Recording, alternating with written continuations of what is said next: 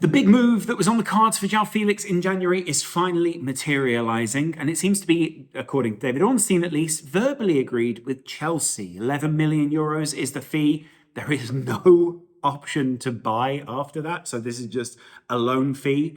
Incredibly so. Of course, some of you out there will be fascinated to know what number in the squad he's going to take. I think it's N'Golo Kante, who is currently number 7 for Chelsea. I doubt they're going to get him to give up a jersey for a loanee player, but maybe there's a signal there that things are moving on. Does it mean something big for Christian Pulisic in the first place? Does it mean a big shift for someone like him? Or does it mean a shift for Mount? Does it mean a shift? I'm just looking through the squads here. Does it mean something bad for a Gallagher or even a Ziyech or a Broha? I think Ziyech may be on his way anyway at some point. That guy was pretty desperate for a move earlier on in the season, though maybe Graham Potter's changed things around. And then, of course, they've got a couple of young guys that they're trying to get through, but none of them are Joao Felix. We do forget Joao Felix is still 23. It's not particularly old for a football player. He is still developing, and there's still lots to go. He probably has a much bigger plan for his career. And let's face it, you can pretty much plan out your career now as a footballer with this level of technical ability in terms of the moves you want. And you will say, I don't necessarily think Atletico looked like the best move he could have gotten in the first place. Maybe Chelsea is his start to writing that. And we're going to see a reinvigorated, free Joao Felix. Apparently, Arsenal and Manchester United were also options for Joao Felix, but apparently the Chelsea project appealed to Joao Felix. And then Ornstein finishes the tweet by saying, well, more reinforcements are to follow, showing that there is some sort of vision here at Chelsea. And originally, some of the naysayers may just want to cycle back just a little there. What's interesting about Joao Felix, though, is obviously he was such an audacious talent at one point. I've got transfer market up here. And, well, his market, in terms of market value, was obviously at its all-time peak when he went to Atletico Madrid for his market value was about 100 million euros, but he went for 127 million euros. Some people arguing whether it really ever was 100 million euros market value in the first place. But the point would be he was a very, very valuable player at the time. And it really saw Atletico Madrid sort of putting in their bid for being up there with the big boys, your Real Madrid, your Barcelonas, the other big teams in Europe that can spend money as well. They beat the other sides to his signature, and seemingly they were onto a good thing. Now, arguably, he's never blown anyone away and given kind of a Ballon d'Or-esque season. He's been very good in that time, and I think there have been a lot of performances which would mean he maintained a lot of that market value, but also he never truly meshed in with the likes of Simeone's system. He never truly got to a point where people were sort of sitting up and paying attention to him overall as just an entity within the game. And arguably, he's still a 23-year-old, so there's still a lot of development to go on there. Now, he's still a brilliant talent, and no one can criticize him as a name. But I think in terms of output, in terms of what we're actually looking for from a huge, big-time player, arguably the fall of Atletico Madrid or the demise has also corresponded to him obviously having less of an impact on the game. And that's partly because Simeone and his style are quite inhibiting for, say, creative players like Joao Felix, but they're also not necessarily characters that mesh. Having said that, Simeone's kept him for quite some time, obviously had the option not to play him and has found some big games to play him in, but also found times when he hasn't been that starting player or has been a player who's been more of an option off the bench, or someone who's seen as more of an impact player, or someone who's, seen in multiple different roles, but just not as a starter. And so at least with Simeone, you knew where you were. When it comes to the Premier League, we're going to see a player who's going to be incredibly questioned because there's going to be a lot of people saying, well, is he really ever the guy that we want in the Premier League? Can he do it on a wet Wednesday night and put difficult team in here?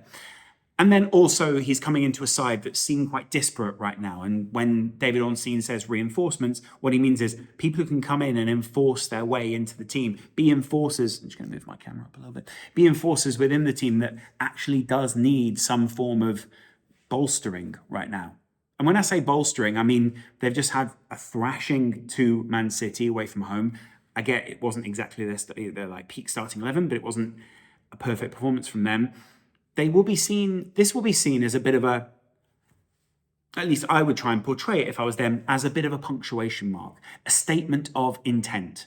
This is the level of player we're trying to sign. We're willing to invest money into that. We therefore believe we're at the very top table, and we are in an interim period where it won't necessarily initially be about, we've got to get this right, we've got to get this guy, got to get this guy. This is January reinforcements, backing their manager, backing the style of play that they want, but also a huge name, also a big investment, all of the validation of what the project is, validation of what it is that Potter's trying to achieve, and essentially backing their manager, backing their guy. Similar to the way they felt they did with Thomas Tuchel before they ultimately got rid of Thomas Tuchel. They got some of the players he would have wanted, and it didn't work out. Maybe Joao Felix is a similar move to that. Maybe Caicedo would also be a similar move to that.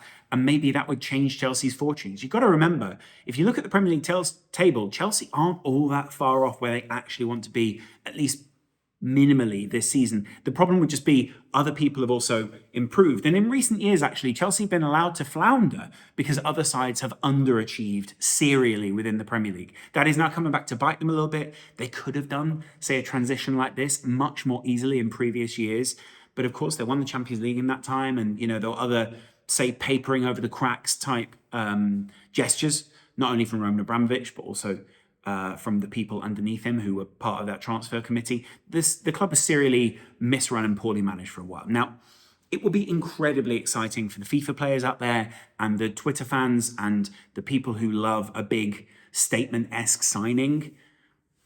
But he is just a loan. He's not a player who's going to be there for the long term, or at least as far as we know, he's not going to be there for the long term.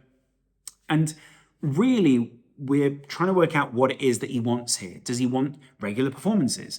What position is he going to play in? Is he going to get a choice of those positions? Aubameyang seems to be out of the team at the moment, so I mean, he maybe has fallen out with Potter, or maybe isn't at least in favour with Potter. He was completely left out of the squad just the other night, and he was one of their only striking options. So Potter clearly has an idea here about what he wants to achieve, and sometimes those players don't fit into it.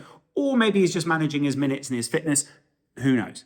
The point would be broadly that Joao Felix is coming into an environment that not many people from the outside know, but he's clearly sold in, at least in the short-term vision. Now, some people may see that as a positive. Some other people may also see that as a negative. Joao Felix may have seen Arsenal with a very strong identity, not particularly a place that he can impose himself. They may have also seen Manchester United, Erik ten Hag, not particularly a place that he can impose himself.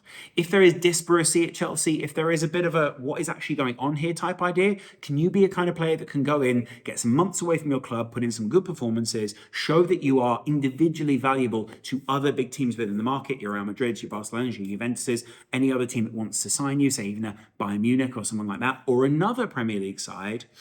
And then can you show your market value? Can you get out there and show I'm valuable somewhere? Someone come and sign me. Can you put in a come and get me type series of performances, but also still maintain your European level of performance? Not only that, but you also don't fall out of the conversation. You're very much still in the picture with Portugal. You're getting the game time that you want, but you're also under a manager who maybe sees you as a Trossard type, or maybe sees you as someone that he, maybe he has been sold on that vision. Maybe it is that genuinely, Graham Potter said, look, we're looking for a player that's similar to you. We don't have someone who can light it up in that very same way, who can be explosive, who has that X factor that maybe we're looking for. But we also believe that if you bring that in, there will be other players who will react to that, who will play really well alongside that, and will also put in all-star performances like we believe that you can do. Now, all of these are very if, but, and maybe, but broadly, Chelsea have been in a bad place over the last few weeks. The headlines that surround them are short-term pressure, not acknowledging the long-term gain. Chelsea are in trouble in the short term, but in the long term, they've not got an owner that's just looking to do a quick flip here. They've not got an owner that's looking to just say, hey, I'm only going to invest a certain amount and then I'm out. They've clearly got a guy who's looking to invest in the team, take them to the very top and make them the Dodgers, the LA Dodgers from MLB, of the Premier League. Now, I can get on board with that if I'm a Chelsea fan. I can get on board with that if I'm a player. So the analysis, at least immediately, is that this is broadly good.